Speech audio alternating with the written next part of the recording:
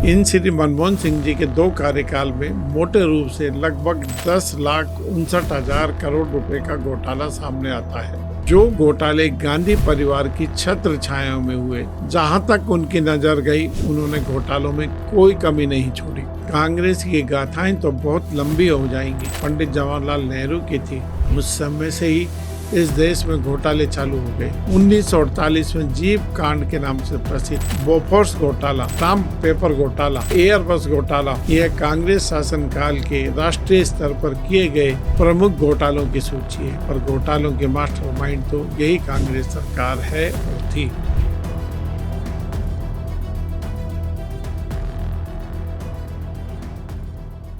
बात आमजन की यूट्यूब के इस एपिसोड में आप सभी को रमेश अग्रवाल का नमस्कार।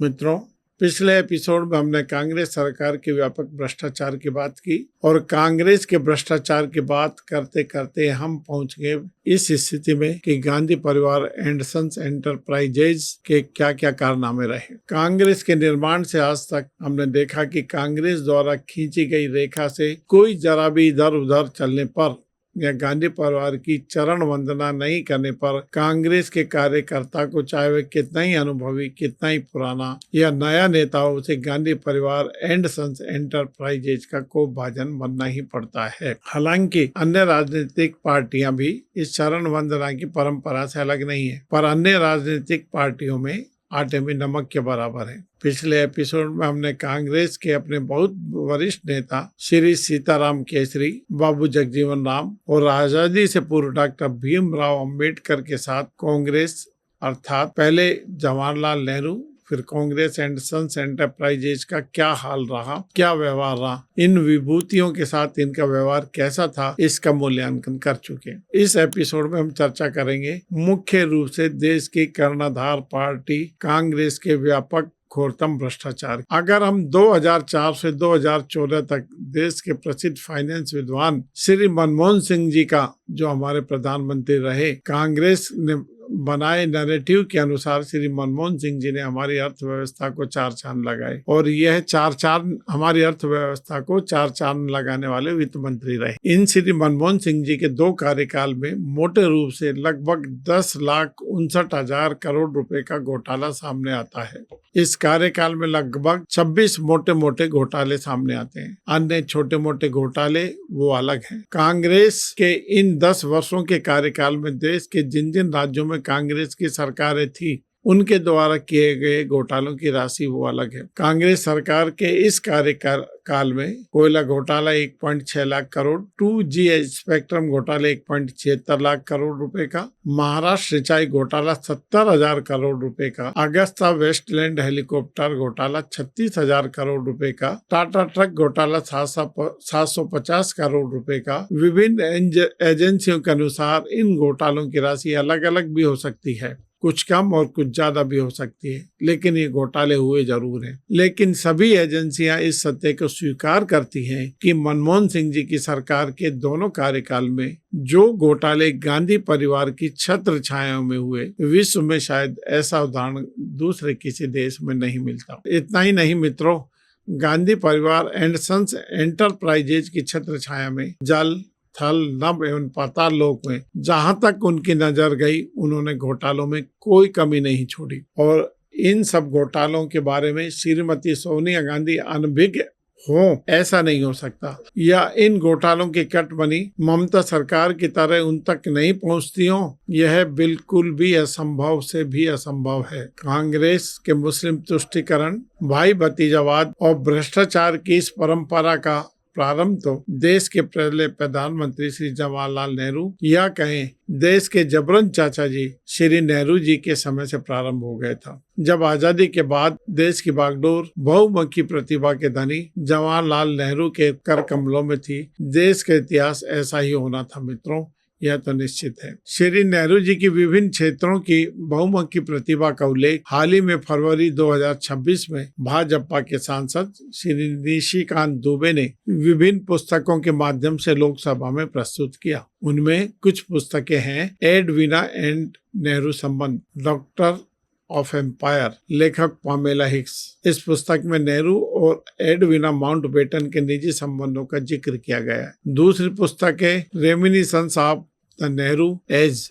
उस पुस्तक में श्री जवाहरलाल नेहरू के 15 वर्षों तक निजी सहायक रहे एमओ मुथई और श्रीमती इंदिरा गांधी के पति पत्नी की तरह जो संबंध रहे उसके बारे में चर्चा है। तीसरी पुस्तक है द रेड साड़ी, लेखक है जेवियर मारियो। इस पुस्तक में श्रीमती सोनिया गांधी के निजी जीवन के चर्चे हैं। चौथी पुस्तक है Indira, the life of Indira and Nehru. इस पुस्तक की लेखिका है कैथरीना फ्रैंक। इस पुस्तक में श्रीमती इंदिरा गांधी के राजनीतिक और निजी जीवन के किस्से बयां हैं। ये पुस्तक है हिमालयन ब्लंडर। इस पुस्तक में 1962 के भारत चीन युद्ध और नेहरू जी की नीतियों की आलोचना की गई है। छठी पुस्तक है इंडिया इंडिपेंडेंट। इसके लेखक हैं चार्ल्स। इस पुस्तक में भारत विभाजन में नेहरू की भूमिका पर चर्चा और टिप्पणी की गई है। इसके अलावा भी इमरजेंसी रिटोल्ड कुलदीप नैयर ने लिखी, द इमरजेंसी कुमी कपूर ने लिखी, दरबार तवलीन सिंह इसके लेखक थे, great Indian novel Shashi Tharoor ने लिखी, इत्यादि इत्यादि। इन सभी पुस्तकों में गांधी परिवार के ख्याति नाम कारनामों का विस्तार से विवरण है। इनमें से कुछ पुस्तकें भारत में बैन हैं। मित्रों, फेसबुक एवं अन्य सोशल मीडिया पर भी कांग्रेस के कर्णधारों गांधी और नेहरू परिवार के विभिन्न योगदानों का चित्रण समय समय पर लोगों के द्वारा किया जाता है। देश की आजादी के लिए अन्य अवसरों पर क्या क्या इन लोगों के कारनामे रहे, पूरे देश को जानने का अधिकार है और इन्होंने जो जो कारनामे किए उनकी पूरी खोज कर पाना आज के तकनीक युग में कोई मुश्किल भी नहीं रह गया है। वास्तविकता इस देश और आज की पीढ़ी तक पहुंचनी ही चाहिए। मित्रों,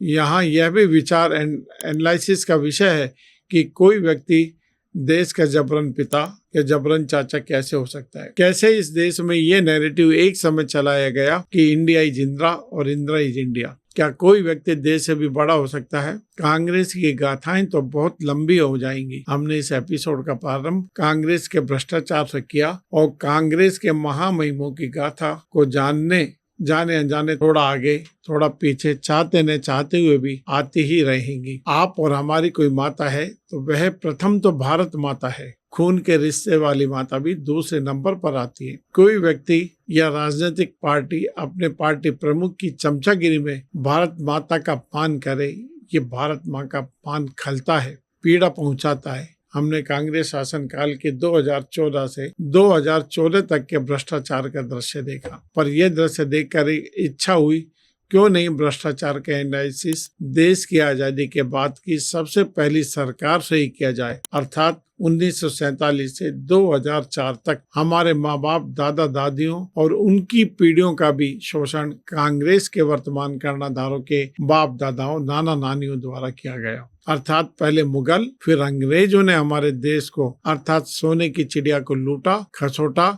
और आजादी के बाद के मुगलों ने और अंग्रेजों से भी ज्यादा मात्रा में देश का शोषण किया। 1947 में आजादी मिलने के बाद देश में पहली सरकार पंडित जवाहरलाल नेहरू की थी। उस समय से ही इस देश में घोटाले चालू हो गए। पहला घोटाला 1948 में जीप कांड के नाम से प्रसिद्ध था। यह उस समय 80 लाख रुपए यानी आज 2026 में लगभग 125 से 150 करोड़ रुपए के बराबर है। दूसरा घोटाला उस समय का साइकिल आयात घोटाला था जो 1951 में, और नंबर 3 पर मुंद्रा मैस घोटाला 1958 में हुआ था। नंबर 4 पर तेजा ऋण घोटाला 1960 में, नंबर 5 पर मारुति घोटाला 1970 में, नंबर 6 पर कुओ ऑयल मिल घोटाला, नंबर 7 पर अंतुले ट्रस्ट घोटाला, नंबर 8 पर HDW घोटाला, नंबर 9 पर बोफोर्स घोटाला, नंबर 10 पर सिक्योरिटी स्कैम घोटाला, नंबर 11 पर इंडियन बैंक घोटाला, नंबर 12 पर तेल का घोटाला,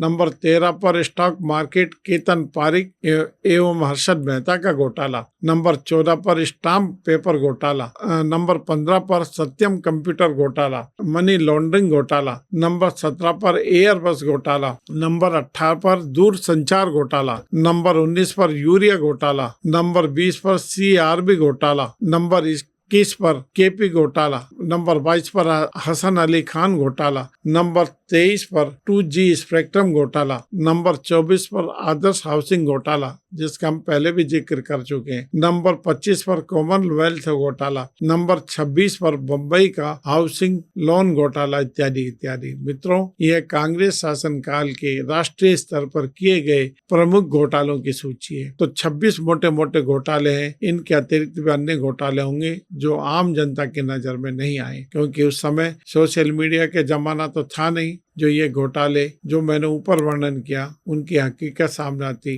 कुछ एक और मामले कांग्रेस सरकार के अलावा अन्य दूसरी सरकारों के भी हो सकते हैं, पर घोटालों के मास्टरमाइंड तो यही कांग्रेस सरकार है और थी। मित्रों, यह तो केंद्र सरकार में किए गए घोटाले हैं। इनके अतिरिक्त भी समय समय पर कांग्रेस की सरकार जिन जिन राज्यों में रही उनमें भी घोटाले तो हुए ही होंगे, क्योंकि जब डीएनए में ही चोरी हो तो नीचे की पीढ़ियों का या नीचे के कर्णाधारों में इस चोरी को कैसे रोका जा सकता है, ये आप सब हम अच्छी तरह जानते हैं। मित्रों, भेंट पूजा या कहें कटमनी तो निश्चित रूप से गांधी एंड सन्स एंटरप्राइजेज को पहुंचानी पड़ती ही थी। हालांकि इसका मेरे पास कोई पुख्ता प्रमाण नहीं है, पर फिजाओं में इन कारनामों की हलचल तो है। यही नहीं, कांग्रेस में ऐसे चाटुकार भी हुए जिन्होंने जीजाजी को बॉर्डर तक बेच दिया। किसी मुख्यमंत्री महोदय ने डीएलएफ कंपनी की जमीन नाम मात्र के दामों में मुफ्त में जीजाजी को भेंट कर दी। और हाल ही में श्रीमान अशोक गहलोत जी के शासनकाल में 2018 से जो 2023 तक राजस्थान में रहा, उसमें उसके किस्से भी आप लोगों को पता ही होंगे। राजस्थान में योजना भवन का अलमारी कांड, इसमें आईटी विभाग के दफ्तर से 2.31 करोड़ रुपए नकद और 1 किलो सोना अलमारी से बरामद हुआ। अशोक गहलोत जी के समय राजस्थान के सरकारी विभाग की अलमारियां नोट और सोना उगलती थी, और इस पर कोई कार्रवाई भगवान जाने। नंबर 2 पर जल जीवन मिशन घोटाला, जिसमें कई लोगों को जेल भी भेज दिया गया है। नंबर 3 पर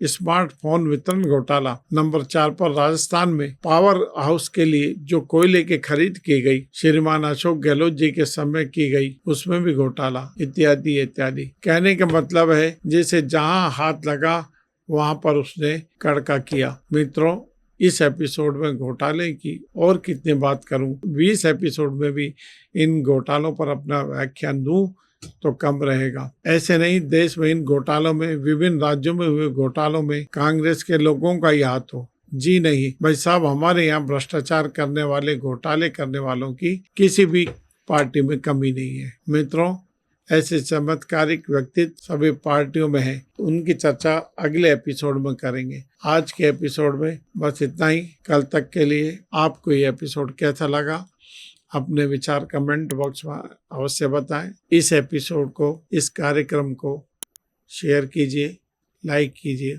और सब्सक्राइब कीजिए। धन्यवाद।